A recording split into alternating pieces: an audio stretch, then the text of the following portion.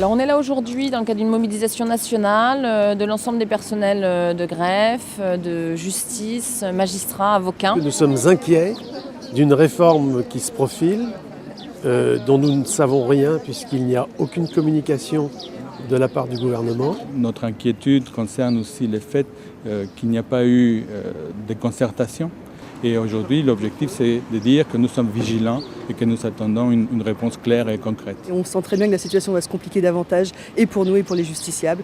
Donc Madame Belloubet ne semble pas l'entendre, alors on est là pour lui expliquer.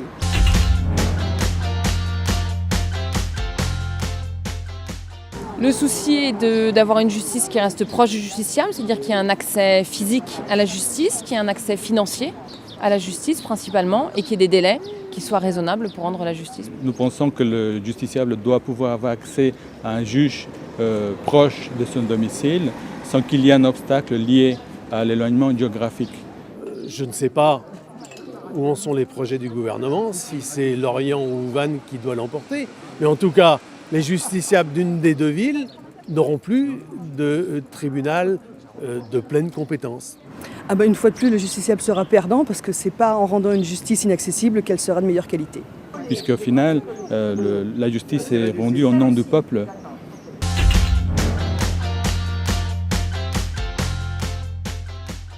Une administration comme les autres, ça semble difficile puisque c'est une administration qui est censée avoir un impact sur les autres administrations. Donc non, ce n'est pas une administration comme les autres. Je pense que la justice doit déjà assurer une fonction de service public, proche du citoyen, proche du citoyen justiciable, proche du citoyen contribuable. Au vu du peu de moyens alloués au ministère de la Justice en France, non seulement ce n'est pas une administration considérée comme les autres, mais c'est une administration de sous-qualité, inférieure aux autres administrations telles que la fonction hospitalière, par exemple, à qui on alloue plus de moyens. Qu'on ne soit plus derrière la Slovénie au niveau du budget du ministère de la Justice, tout simplement.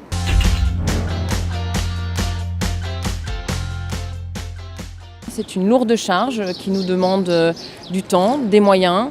Ce qui manque principalement au ministère de la Justice, à savoir des sous. Parce que ça ne sert à rien de multiplier les lois si les lois en vigueur ne sont elles-mêmes pas en possibilité d'être appliquées. L'année dernière, le manque de moyens était si criant que le Conseil de prud'homme de Lorient n'avait plus de papier pour éditer les jugements et était obligé de faire appel au tribunal de grande instance pour l'aumône de papier. Des moyens de modernisation, c'est certain. Le mouvement aujourd'hui n'est pas là pour dire que nous ne voulons pas de réforme, mais nous voulons une réforme en lien avec notre époque actuelle. L'idéal, c'est de pouvoir obtenir un budget supérieur pour s'aligner avec ce qui se fait actuellement en Europe et pouvoir avoir une justice digne. Il y a besoin dans le Morbihan de deux tribunaux qui correspondent aux deux pôles économiques, aux deux bassins économiques, aux deux bassins d'emploi.